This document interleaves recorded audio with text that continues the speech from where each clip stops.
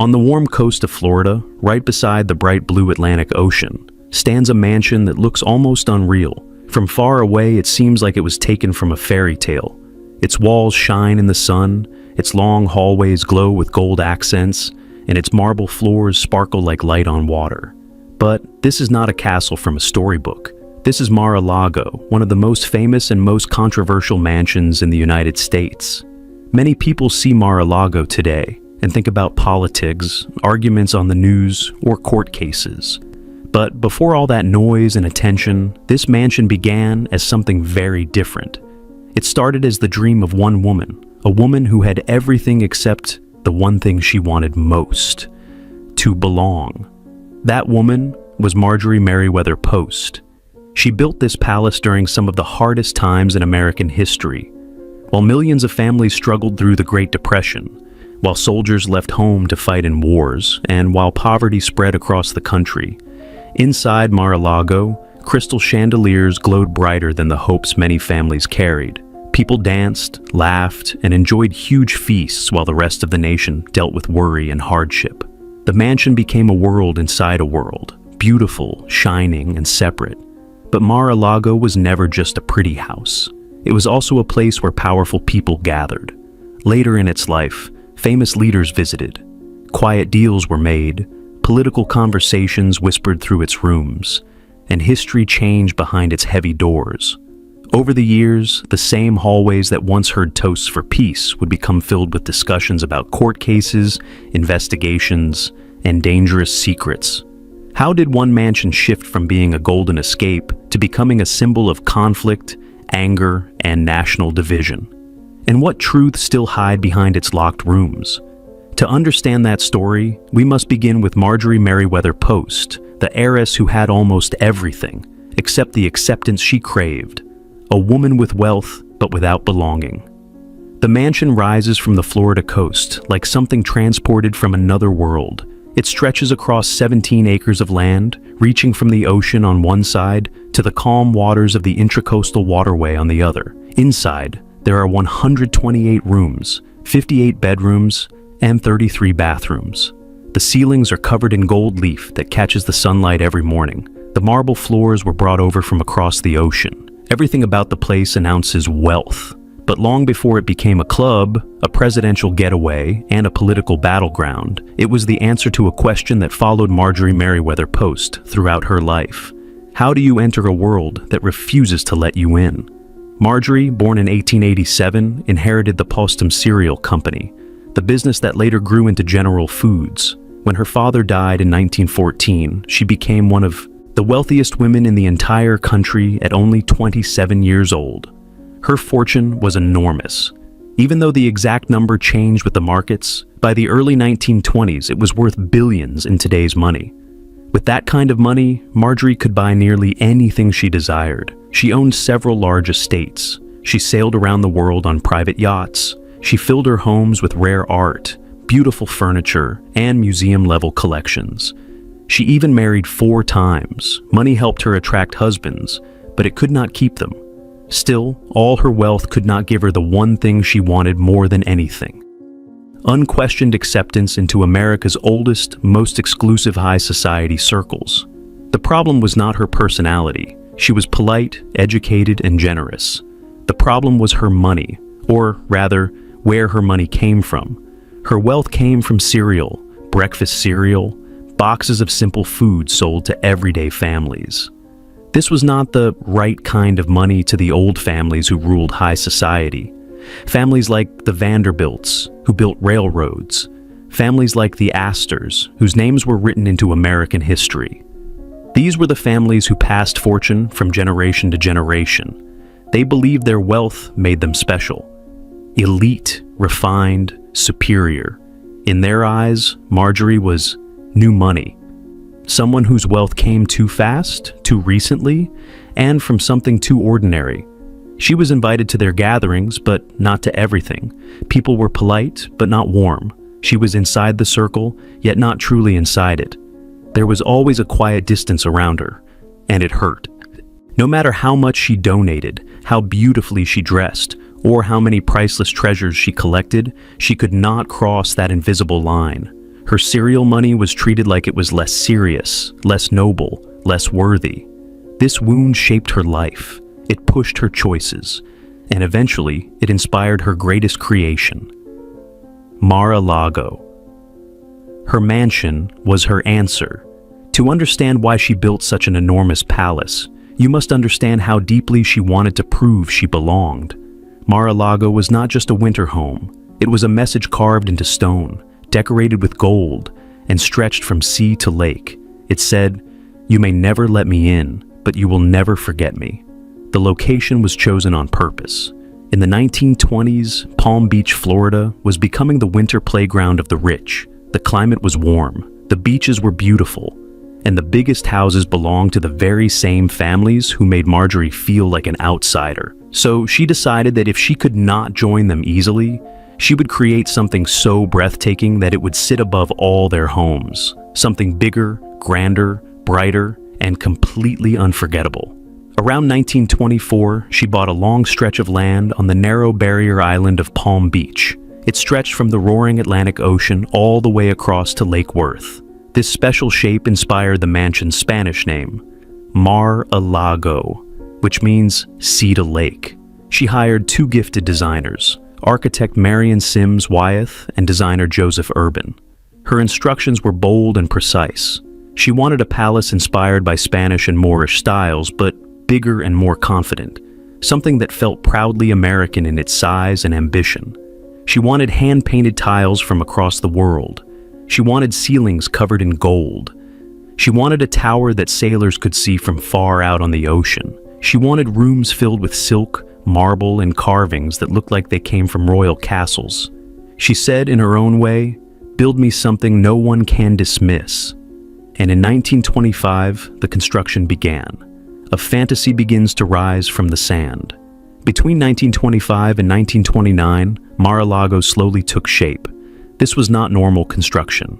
It was the creation of an entire fantasy world. The materials she wanted did not exist in Florida, so workers had to bring them from around the globe. Her architects searched in Europe, especially Spain and Italy, and shipped priceless materials across the ocean. Thousands of antique Spanish tiles were taken from old buildings overseas. Marble came from quarries used for European palaces. Woodworkers in Italy carved ceilings by hand. Every piece of the mansion carried someone's labor and someone's history. The main house took up more than 62,000 square feet. The tall tower rose proudly into the sky. 75 rooms filled the original layout. Every hallway and corner reflected Marjorie's dream of perfect grandeur. But this glowing palace also needed something hidden beneath the surface. A secret world of kitchens, service corridors, and staff quarters that made the magic above seem effortless. Even though visitors who came to Mar-a-Lago saw only shining marble floors, golden ceilings, and rooms decorated with treasures from around the world, the mansion's beauty was only possible because of an entire hidden world that existed behind the walls and under the floors. This hidden world kept everything running smoothly, quietly, and perfectly. Without it, the sparkling palace above would have fallen apart. Deep inside the structure, past doors guests never opened, stood large kitchens, long service hallways, laundry rooms, storage rooms, workshops, staff bedrooms, and mechanical spaces. Together, these hidden areas worked like a small underground city that made the giant mansion function every single day. The kitchens were the heart of this secret world. They were not small or simple. They were enormous rooms filled with heavy iron stoves, long preparation tables, noisy ventilation fans, burning flames, clanging pots, and strong smells of fresh food. During the winter season, cooks and assistants worked from early morning until late at night, preparing meals that needed to look perfect for Marjorie Merriweather Post and her carefully chosen guests. Every dish had to be timed exactly right, and everything had to taste as if it came from a palace in Europe. Farther down the hall, the laundry rooms kept the mansion's elegance alive. Cleanliness was part of the magic at Mar-a-Lago, but it required endless work. Tablecloths from long dinners had to be washed, ironed, and folded. Napkins used by dozens of guests had to be cleaned until they looked brand new. Sheets from dozens of bedrooms needed to be washed, dried, and prepared again. The laundry staff worked without rest, especially on the days when grand parties took place upstairs. In another corner of the hidden world, there were staff quarters, simple rooms where the servants lived and slept. These rooms were not luxurious. They had small beds, narrow windows, and plain furniture. They did not match the gold and marble above them. But for many workers, having a place to stay on a large estate like Mar-a-Lago meant stable employment, regular meals, and protection from the hardships many Americans faced during the Great Depression. Even deeper inside the mansion were mechanical rooms. These spaces were hot, loud, and crowded with early air conditioning units, boilers, pumps, pipes, and electrical controls. They were vital to the functioning of the entire estate. The Florida heat was strong, and without these machines, the rooms above would have been unbearable. Workers often spent hours in these spaces making sure the equipment did not break down. A single failure could ruin a party or leave guests sweating in their expensive gowns. Outside, the grounds required constant care as well. The 17-acre property needed gardeners, landscapers, and caretakers who trimmed hedges, cleaned pathways, planted flowers, repaired fountains, and maintained the lawns. Salt water from the ocean blew across the property every day, slowly wearing away stone and metal. Workers had to fight against nature just to keep the place looking fresh and perfect. Life for the workers was not easy. Their days were long, the rules were strict, and mistakes were not welcome. They moved through narrow service hallways and passed through doorways designed to hide them from the guests. Even when they were close by, they were supposed to be unnoticed, silent, fast, and almost invisible. Meanwhile, upstairs, everything looked effortless. Guests walked across polished floors, drank from crystal glasses, and ate from fine plates without ever thinking of the people who made all of it possible. The mansion felt magical, but behind the scenes, it was a machine powered by real human labor. What made this even more striking was the timing. While all this luxury existed inside Mar-a-Lago, outside in America, people were struggling through the Great Depression. Families lost their jobs, farms failed, banks closed, and many Americans stood in long lines just to receive food.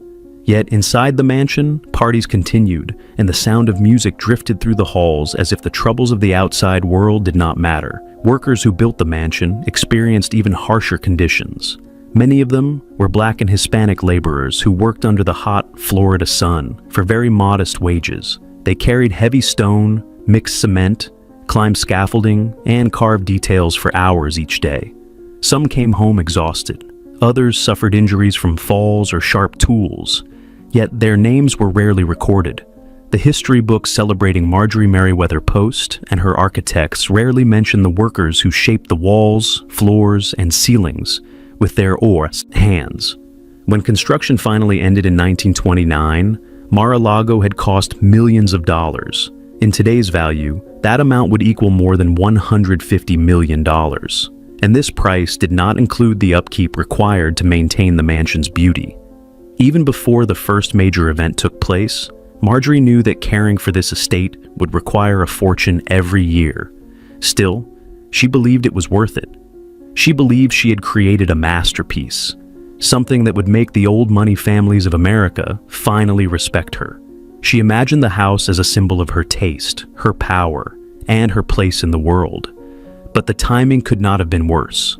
The same year the mansion was completed, the stock market crashed, beginning the Great Depression. While Marjorie's fortune helped her remain secure, many Americans suffered deeply. People who read about her glamorous parties sometimes felt frustrated, confused, or angry. They wondered how someone could live in such luxury while so many struggled to survive. But the world inside Mar-a-Lago did not slow down. Even during the worst years of the Depression, the mansion hosted dinners, dances, performances, and gatherings filled with wealthy guests. Silk dresses rustled across the ballroom floor. Laughter floated through the decorated hallways. Music played while outside. Families worried about paying rent or finding their next meal. Inside this world, Marjorie continued to chase acceptance. She invited diplomats, business leaders, Hollywood stars, and European nobles. Many of these guests loved staying at Mar-a-Lago. They admired its beauty and enjoyed its comfort. But even then, Marjorie could feel that she was still not completely accepted. Old money families continued to keep their distance, quietly guarding their traditions. Over time, Marjorie began to feel something new: exhaustion. Her marriages were breaking apart. Her children were growing older and forming their own lives. The world around her was changing quickly. And even though she had built the grandest house in Palm Beach, the acceptance she had worked so hard for never fully came. Still, the parties continued each winter. The guests arrived once again. The staff prepared the mansion. The golden ceilings glimmered. And Marjorie kept pretending everything was perfect even when she knew it wasn't.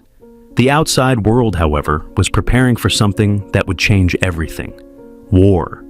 As the 1930s came to an end, the world beyond the gates of Mar-a-Lago was becoming more dangerous. Across the Atlantic Ocean, frightening changes were happening. In Germany, Adolf Hitler rose to power. In Italy, Benito Mussolini controlled the government. Nation after nation began preparing for conflict.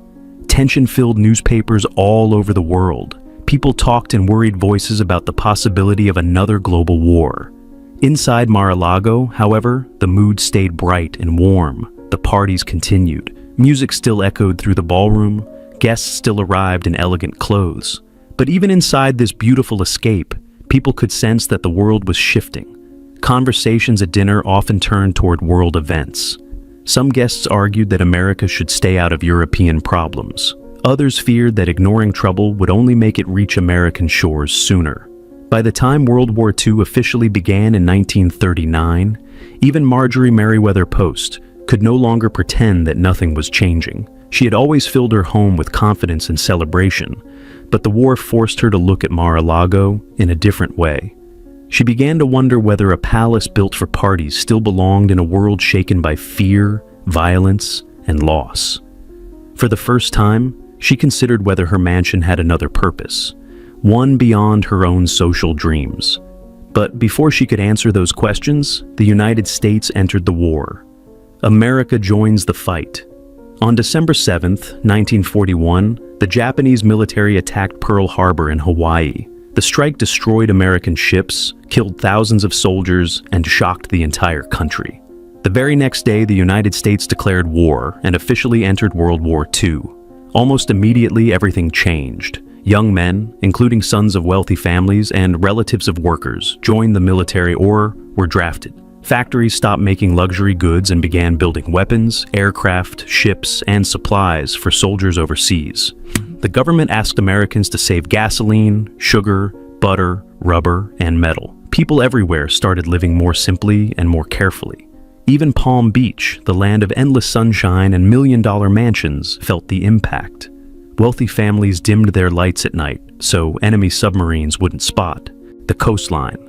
Barbed wire sometimes appeared along beaches. Navy planes flew overhead, and many young servants left their jobs to serve in the military, leaving their employers scrambling for help. Mar-a-Lago was not immune to these changes. For a place so large and expensive to maintain, the war years were a serious challenge. The mansion under pressure. During the war, the staff at the mansion was smaller than ever. Many workers had left for military service or moved to other states to work in defense factories. Without enough hands, certain parts of the estate had to close temporarily. Some rooms stayed dark and unused. Some hallways were no longer cleaned every day. Nature began to push back. The salty air slowly damaged metal fixtures, and repairs became harder to schedule. Even with all her wealth, Marjorie faced restrictions. She could not throw the same grand parties as before. She could not easily bring in rare ingredients for large dinners because of food rationing. Imported supplies were almost impossible to get. The orchestra musicians she once hired freely were now scattered, some drafted, some gone to other jobs. Still, she adapted. Instead of enormous feasts, she focused on hosting smaller gatherings with close friends, military officials, and political visitors. These events were more serious than the lively balls of the 1920s. People discussed war strategies, government decisions, relief efforts, and the pain families were suffering overseas. Marjorie wanted to support America's soldiers. She donated supplies and money. She opened her estates in other states to help wounded service members recover. She attended events that raised funds for the war effort. She even bought large quantities of war bonds, hoping to encourage others to do the same. But in private moments, she wondered what would become of Mar-a-Lago. This giant dream she had spent years building. War had changed everything. The social world she had chased so desperately no longer mattered in the same way. The old money families she once tried to impress were now more focused on survival, service, and sacrifice. Her dream palace felt strangely out of place, and yet, it still stood, stretching proudly from sea to lake. A mansion caught between two worlds. When the war finally ended in 1945, the world did not return to the way it had been. Everything had changed. Millions of people had died. Countries had been destroyed. Soldiers returned home with injuries and trauma. Nations argued about how to rebuild. The United States emerged stronger than ever, and its role in the world became more powerful. At Mar-a-Lago, the end of the war brought back some brightness. The mansion reopened more rooms. The staff slowly returned. Parties resumed, though they were smaller and carried a different tone. The joy was mixed with relief and sadness. Guests remembered loved ones they had lost. They spoke about new political tensions rising in Europe. They discussed the growing rivalry between the United States and the Soviet Union, a rivalry that would soon be called the Cold War. For Marjorie, the war had also changed her personally. She had grown older. Her daughters had become adults and built lives of their own. Her marriage to Joseph Davies, the former ambassador to the Soviet Union, had become more distant. Her heart no longer chased the approval of old money families with the same urgency as before. She had gained wisdom, but that wisdom came with a quiet sadness. She also began to see Mar-a-Lago differently. It was still beautiful, still magnificent, still filled with memories. But it was also fragile, expensive, and heavy with responsibility. Every ceiling tile, every carved door, every piece of antique tile required maintenance. The house needed constant attention, constant cleaning, constant repair. Her children did not want the mansion. They admired its beauty, but they did not want to carry its burden. There was simply too much cost, too much pressure, and too much work attached to such a giant property. And so, Marjorie began thinking about the future again. What would happen to Mar-a-Lago when she was gone? Who could take care of it the way she had? Did it belong to a single family? Or was it meant for something greater? Her answer became one of the most surprising decisions in American architectural history. A gift too big for the nation. After much thought, Marjorie Merriweather Post decided that Mar-a-Lago should not remain a private home. She believed it was too special and too grand to disappear into private hands after her death. She wanted the mansion to become a place for America. A place where presidents, diplomats, and world leaders could gather, discuss important issues, and host international ONU meetings. In her mind, Mar-a-Lago was meant to be a winter White House. She began preparing to donate the entire estate to the United States government. It was an enormous gift. The land alone was priceless. The house, with all of its priceless art and imported materials, was worth millions upon millions. Very few individuals in history had ever gifted something so large to the nation. But the government's response was not what she expected. Officials admired the gesture, they respected her generosity, but they also recognized something Marjorie had long tried to ignore. Mar-a-Lago was too expensive to maintain. Even for the government, the yearly cost would be overwhelming. And so, in a slow and disappointing process, the government began to reconsider whether they could afford her gift at all. Her dream of a presidential retreat, of a legacy she hoped would secure her place in American history, was slipping away. But her story was only the beginning of Mar-a-Lago's journey, because years later, another figure would step into the story. Someone with ambition, wealth, and a complicated history of his own. Someone whose actions would transform the mansion forever. That man was Donald Trump. When Marjorie Merriweather Post reached her mid-80s, she knew she didn't have many years left to control the future of Mar-a-Lago. She had built the mansion with enormous pride, fueled by her desire to belong in the highest circles of American society. She had filled it with rare materials from Europe, priceless antiques, and carefully chosen art pieces. She told herself she was preserving culture, beauty, and craftsmanship. But beneath all that glitter was a truth she finally had to admit. Her children did not want the mansion, and no one else was prepared to take on something so enormous. The yearly cost alone, Staff salaries, taxes, utilities, repairs, landscaping, upkeep ran into hundreds of thousands of dollars. Even a wealthy family would struggle to maintain it. And without constant care, the salt air, humidity, and storms of Florida would destroy everything she built. So, she made a bold decision. She decided to leave Mar-a-Lago to the United States government. Not as a museum, not as a charity site, but as a winter White House, a southern equivalent of the presidential retreat at Camp David. She imagined future presidents holding meetings in its grand dining room, hosting foreign leaders in the gold leaf ballroom, and giving the mansion a new purpose as a symbol of American prestige. She pictured official dinners with heads of state, Marine guards at the gates, secret energy-filled conferences inside the salons. She envisioned it all, and to make the transition easy, she did something extremely generous. She left the mansion fully furnished, including the antiques, the tapestries, the European tiles, and the custom-made furniture. Every room, every hallway, every corner was ready to be used. When she passed away on September 12, 1973, her lawyers activated the plan written into her will, and the federal government suddenly became the owner of one of the most elaborate mansions in American history. The inspection that ruined everything. When the National Park Service and other government officials arrived to inspect Mar-a-Lago, they were amazed by its beauty, but shocked by its problems. For the first time since Marjorie built it, the mansion was judged not by its glamour, but by its practicality. And practicality was where the trouble began. Officials walked the halls with clipboards and calculators. They examined the roof, checked the plumbing, reviewed the electrical system, looked at the heating and cooling plans, evaluated structural strength, and studied the cost of preserving turn-of-the-century materials. Their final report was polite, but devastating. They wrote that Mar-a-Lago was too expensive, too hard to secure, too large to protect, and too impractical to serve as a presidential retreat. The annual cost alone would be over $1 million, money that would come from taxpayers. And that was before adding security, repairs, and modernization.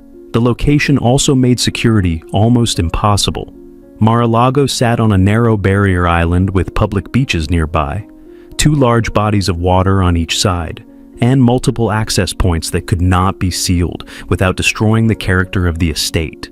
To protect a president there, the government would need new walls, watchtowers, cameras, reinforced gates, and military adjustments.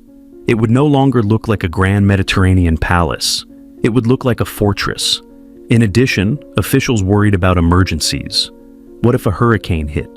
What if a foreign threat appeared? Evacuating a president off an island connected by only a few bridges could be life-threatening. Then came the final concern, the neighbors. Palm Beach residents did not want a massive federal facility next door. They didn't want checkpoints, military vehicles, or constant security zones. They preferred their peaceful elite community just the way it was. Their message was clear: we do not want the winter White House here. And so, after years of review and argument, the government came to an embarrassing conclusion. They had to give Mar-a-Lago back. The gift was too big, too demanding, too complicated. Marjorie's dream had failed. A mansion nobody wanted. The federal government officially returned the estate to the Post Families Foundation in 1981. It was a strange moment in American history. A magnificent mansion that cost nearly $10 million to build, equivalent to more than $150 million today, was rejected by the United States itself. Once again, Mar-a-Lago had no future. The mansion sat mostly empty, rooms were shut, hallways grew dusty, water slowly damaged parts of the structure, paint peeled, gardens grew wild. Workers were reduced to a skeleton crew who did just enough to keep the property from collapsing. The mansion began to look like a giant abandoned relic, a masterpiece without a master. The estate managers desperately searched for a buyer, but who could take on something this huge? Wealthy families weren't interested. Billionaires considered it too expensive. Developers didn't know how to use it, and museums couldn't afford the upkeep. At one point, the mansion was so unwanted that its value dropped dramatically. There were whispers that the Post Foundation might even demolish part of it if no buyer appeared. An unthinkable fate for such an artistic achievement. But just when it seemed hopeless, a new figure stepped into the story. Someone bold, wealthy, flamboyant, and hungry for prestige. His name was Donald Trump, and he was about to change everything. Enter the showman. In 1985, Donald Trump was 39 years old and hungry for recognition far beyond New York. He already owned Trump Tower, had appeared in magazines, and loved being in the headlines. But he wanted more. He wanted influence in the world of wealth and social power. And when he discovered that Mar-a-Lago was sitting unloved and nearly abandoned, he made a move that shocked the estate's managers. He offered only $5 million for the entire property. This was a tiny fraction of its construction cost, but the estate's leaders rejected the offer immediately. They thought he was being insulting. They believed the mansion was worth far more, even in its neglected state. Trump didn't argue. He made a different move. Instead of raising the price, he bought the land directly in front of Mar-a-Lago for $2 million, though that land controlled the mansion's main ocean view. And Trump publicly announced plans to build huge condominium towers on it. If he carried out the threat, Mar-a-Lago would lose its prized ocean scenery, and its value would collapse. The Post Foundation panicked. Trump had found the mansion's weak spot and pushed hard. Within months, the foundation agreed to negotiate again. This time, Trump acquired the entire mansion, plus the land and furnishings, for around $8 million total. It was one of the most shocking real estate deals in Florida history. A property once built by one of the richest women in America was now owned by a young developer eager to make it profitable. From private palace to exclusive club, once Trump bought the mansion, he faced the same problem everyone else did. Mar-a-Lago was too expensive to run as a private home. He would lose millions every year just maintaining it. So, he formed a new plan. He would transform the mansion into a luxurious private club. Members would pay enormous fees to join, and Trump would use that money to maintain the estate. By opening the doors, not to everyone, but to those willing to write very large checks, Trump solved the problem that had haunted the mansion for decades. Money would come from membership, not from his own pocket. It was the beginning of a new era, and that era would eventually lead Mar-a-Lago into the center of American politics, scandal, and history in ways that Marjorie Merriweather Post never could have imagined. The club that changed everything. When Donald Trump gained ownership of Mar-a-Lago, he quickly realized what the Post family had learned decades earlier. Even the richest people in America could not easily afford a mansion this size. It was beautiful, historic, and impressive, but it was also a financial monster that consumed money faster than almost any other private home in Palm Beach. The property taxes alone were enormous. The electric bills were gigantic. The staff needed to run a place of this scale cost more each month than most entire businesses. And then there was maintenance, constant repairs to walls, roofing, windows, gardens, chandeliers, and the aging mechanical systems that kept the air cool and the water flowing. Running Mar-a-Lago as a simple family home was impossible, so Trump made a decision that would completely reshape the identity of the mansion. Instead of treating it like a private palace, he transformed it into a private club, a place where wealthy members could pay large fees for access, luxury, and status. This idea changed everything. A new purpose for an old mansion. To prepare the mansion for its new life, renovations had to begin immediately. Years of limited maintenance had left some areas worn, faded, or damaged. Carpets were replaced, kitchens were modernized, guest rooms were refreshed, cracks in the walls were repaired. Elements of Marjorie Merriweather Post's original design were restored so that the mansion would shine again, just as it had in the 1920s and 1930s. What made this transformation different from normal restoration work was how carefully Trump preserved the most glamorous parts of the estate. The gold leaf ceilings stayed, the ballroom's giant windows remained, the imported European tiles were left exactly where Marjorie had placed them. The goal was to keep the historic magic alive while making the building useful for a new era. Once the doors finally opened as a private club in 1995, Mar-a-Lago entered a new chapter. Inside the decorated rooms, wealthy guests arrived to dine in the grand halls, relax by the pool, walk through the gardens, and attend lavish parties. Many came mainly for the feeling of exclusivity, the sense that they had passed through the gates into a place that declared them important. The membership fees were enormous. The club required a large initiation payment and yearly dues, but this was exactly what Trump wanted. Mar-a-Lago would no longer drain money from its owner. Instead, it would generate money from those who wanted to be part of its world. For the first time in its history, the mansion was not a burden. It was a business, a rival to Old Palm Beach. Palm Beach had always been home to old, established clubs, the types that were extremely selective and quietly judgmental.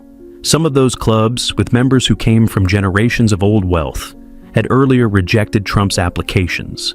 They considered him too flashy, too bold, too loud, or too connected to the casino industry. This rejection had annoyed him. Now, by owning Mar-a-Lago, he had something none of them could match, a club housed inside one of the most spectacular mansions in America. But what really shocked some Palm Beach residents was Trump's membership policy. Many older clubs in the area were known, both publicly and secretly, for excluding certain groups, especially Jewish families and African Americans. These rules had existed for decades, quietly shaping the social world of the island. Trump did the opposite. He announced publicly that Mar-a-Lago would be open to people of all backgrounds. Anyone who could afford the membership fee and followed the club's rules could apply. Whether his decision came from a sense of fairness or from a desire to challenge the old clubs, or both, his strategy had a powerful effect. Mar-a-Lago grew quickly. Membership climbed into the hundreds. High-profile figures joined the club. Socialites, business leaders, politicians, and celebrities all wanted access. At last, Mar-a-Lago had become what Marjorie dreamed of, a place where influential people gathered, admired, and talked.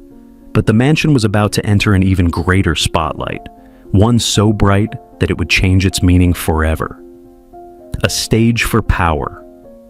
Throughout the late 1990s and 2000s, Trump used Mar-a-Lago for grand events. The mansion hosted giant fundraising galas, holiday balls, charity dinners, and celebrity-filled celebrations that often made it into newspapers and magazines. Television crews filmed segments there.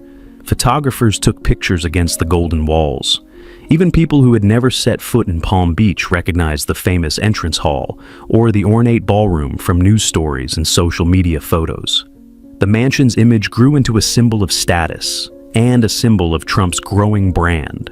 But during these years, something else was happening in the background. As Trump's fame expanded, he began stepping more deeply into politics. He gave interviews about national issues. He commented on elections. He explored ideas about running for president. And through it all, Mar-a-Lago became the backdrop. The mansion featured in television interviews. It appeared in documentaries. It showed up in magazine covers. For Trump, the house wasn't just a private club or a business. It became a physical symbol of who he was. Someone who lived in gold, someone who believed in grandeur, someone who wanted the world to look at him. Still, nobody imagined what was coming next. Nobody imagined that Mar-a-Lago, once built by a serial heiress longing for acceptance, would soon become one of the most politically significant buildings in the entire United States. A place where power and business mixed. While Trump lived in the White House during the week, weekends often sent him back to Mar-a-Lago. News crews would wait outside the gates, trying to guess who might visit. Foreign ministers, CEOs, governors, foreign leaders, and high-profile guests came and went. Every arrival sparked new questions. Was the visitor there for government business or for club events? Was it diplomacy or socializing? Was a meeting official or private? These lines had never been blurred before. Mar-a-Lago wasn't a federal building. It was a business that Trump owned and profited from. Members paid enormous fees, not just to swim or dine, but to be near power. Some people argued that this access was unfair. They believed wealthy people could now buy a kind of closeness to the president that ordinary Americans could never have. Others saw nothing wrong with it. They believed the club simply offered luxury experiences, and that Trump had the right to spend time wherever he felt comfortable. But one thing was clear. Mar-a-Lago had become a political lightning rod. Every dinner, every handshake, every event inside the building turned into national news. The night the world watched. One evening in February 2017, everything changed. Donald Trump was hosting Japanese Prime Minister Shinzo Abe at Mar-a-Lago. The night began peacefully. Guests at nearby tables ate their meals, unaware that history was about to unfold a few feet away. A divided symbol. After the dinner incident, Mar-a-Lago's reputation became even more complicated. For some, the estate symbolized strength and prestige. They saw it as a place where American power was displayed with confidence and style. They liked the image of leaders meeting under sparkling chandeliers and palm trees. For others, Mar-a-Lago became a symbol of conflict, danger, and questionable decisions. They believed mixing government business with a private club opened too many doors for outside influence. They worried that sensitive information was not protected enough. They questioned the ethics of holding presidential meetings in a place where members paid huge fees, and the controversies did not stop. As Trump visited the club more often, new questions arose about how much money the club was making from government-related travel, events, and security arrangements. Each trip added to debates about whether the president was benefiting financially from his position. But the biggest storm had not yet arrived. The most shocking chapter in Mar-a-Lago's history was still ahead. It would arrive quietly, hidden inside cardboard boxes. Boxes filled with government secrets. The beginning of a deepening shadow. When Trump's presidency ended in January 2021, he left the White House and returned to Mar-a-Lago. Trucks and staff members prepared his belongings. Reporters saw furniture, suitcases, and decorations being moved. But hidden among the personal items were documents. Government documents that should never leave secure federal buildings. Some were normal papers, some were sensitive, some were extremely classified, and all of them ended up inside Mar-a-Lago. At first, almost nobody knew. The papers sat inside storage areas, hallways, and basements of the tropical estate. But soon, the National Archives realized that something important was missing. They contacted Trump's team. They asked for the records back. Some were returned. But the archives discovered that many of the returned papers included classified markings. Something was very wrong. Federal investigators stepped in. Subpoenas were issued. Lawyers made statements. Documents were searched for. But the story was far from over. Inside Mar-a-Lago, more boxes remained hidden. And these boxes would pull the mansion into one of the biggest federal investigations in modern history. The boxes that shook a mansion. When Donald Trump left the White House and returned to Mar-a-Lago, people expected his belongings, clothes, photos, awards, decorations, to be packed and shipped to Florida. But mixed inside the boxes leaving Washington were government papers, some of which were extremely sensitive. At first, it wasn't clear what exactly had been moved. The National Archives, whose job is to protect presidential records, noticed missing documents and reached out to Trump's team. A small number of documents were returned early in 2022, but something unusual happened. Archivists discovered that some of the papers had classified markings, meaning they should only be stored in secure government facilities. That discovery raised alarms across federal agencies. Questions grew louder. How many classified papers were taken? Where were they stored? And who had access to them? Investigators continued speaking with Trump's lawyers, asking for all remaining documents to be returned. Months passed with arguments, delays, and disagreements. Statements were made, letters were exchanged, promises were given. But the government was not convinced. Something was still missing. The search nobody expected. In August 2022, something happened that no American had ever seen before. FBI agents arrived at the gates of Mar-a-Lago with a search warrant approved by a federal judge. Word spread across the country within minutes. Reporters raced to the scene. Cameras gathered near the estate's towering gates. Supporters and critics shouted from opposite sides of the street. Inside the mansion, agents moved from room to room, inspecting closets, storage areas, and spaces beneath the ballroom. They collected boxes and took photographs. When they were done, they carried out folders marked with some of the highest levels of secrecy in the United States government. Photographs later released in court filings shocked the world. Papers with labels such as Top Secret and SCI were shown lying on the floor of a storage room. These were documents that could contain intelligence about nuclear capabilities, foreign agents, weapons programs, and deeply confidential national information. People reacted with fear, anger, confusion, or disbelief, depending on their political opinions. But one thing was certain: nothing like this had ever happened at a private residence, let alone a social club where weddings, birthday parties, and charity dinners took place. Mar-a-Lago was no longer just a symbol of wealth, power, or luxury. It had become evidence in a federal investigation. A mansion in the middle of a storm. The search changed the meaning of Mar-a-Lago forever. Supporters of Donald Trump claimed the government was unfairly targeting him. They held signs outside the gates. They shouted into cameras. They argued that the investigation was politically motivated. Some insisted that Trump had the right to keep these documents. Critics, however, saw the situation very differently. They believed national security had been put at risk. They argued that a private mansion, full of guests and staff, was the worst possible place to store classified information. They worried that foreign visitors or employees could have walked past sensitive documents without anyone knowing. News outlets replayed images of the ballroom, the hallways, the basement. They explained how many people entered and exited the club daily. They questioned the building's security. They listed the number of events held in the same areas where boxes had once been kept. It was a shocking contradiction. A mansion originally built as a symbol of elegance, culture, and high society was now being discussed in court documents, legal hearings, and national security briefings. And everything happened inside a building once decorated by Marjorie Merriweather Post as a personal statement of beauty and belonging. A legal battle with no easy ending. In 2023, Donald Trump was indicted on charges related to the handling of classified documents. More charges came later. His legal team filed motions. Prosecutors responded. Judges debated schedules. TV networks covered every phase of the case. The country argued online and in the streets. While all of this unfolded, Mar-a-Lago remained active. Weddings were hosted. Celebrities visited. Events were held. Staff continued to clean the rooms and polish the silverware. It was as if the mansion lived two lives at once, one glamorous and one shadowed by legal conflict. The ballroom had seen dances, dinners, and parties for nearly a century.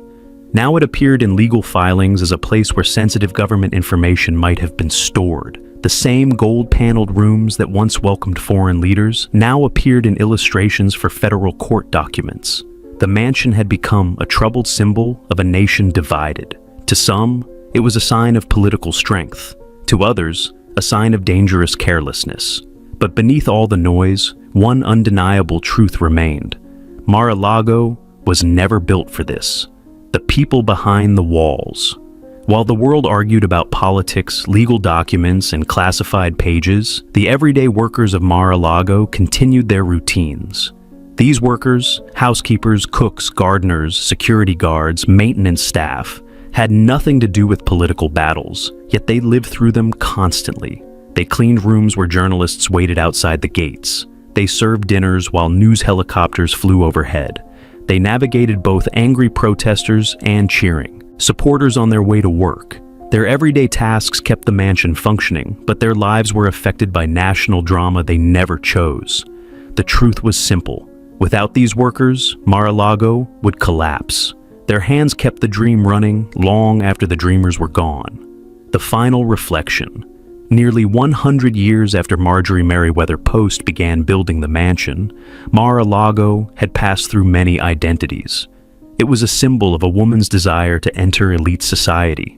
It became a place of grand parties during the Great Depression. It turned into a burden too heavy for even the U.S. government. It transformed into a private club for the wealthy. And eventually, it became a political stage, unlike any other. Marjorie had dreamed of a winter White House. The government told her no. Yet, decades later, the mansion she built became one, unofficially, unexpectedly, and in ways she never imagined. But with that came controversy, criticism, investigation, and national attention far beyond anything she hoped for. If Marjorie could walk through its halls today, she would see a place still filled with gold, beauty, and grandeur. But she would also see something deeper, how a mansion can outgrow its creator, how power reshapes a building's meaning, and how a dream built from wealth can become a stage for battles far greater than its architect ever imagined. In the end, Mar-a-Lago became a mirror reflecting America itself. A nation of ambition, conflict, luxury, struggle, dreams, and consequences. And the waves outside the mansion, moving slowly, endlessly, continue to hit the seawall, reminding the world that even the grandest buildings face forces much larger than they are. The mansion stands. The story continues, and history will decide what Mar-a-Lago ultimately meant.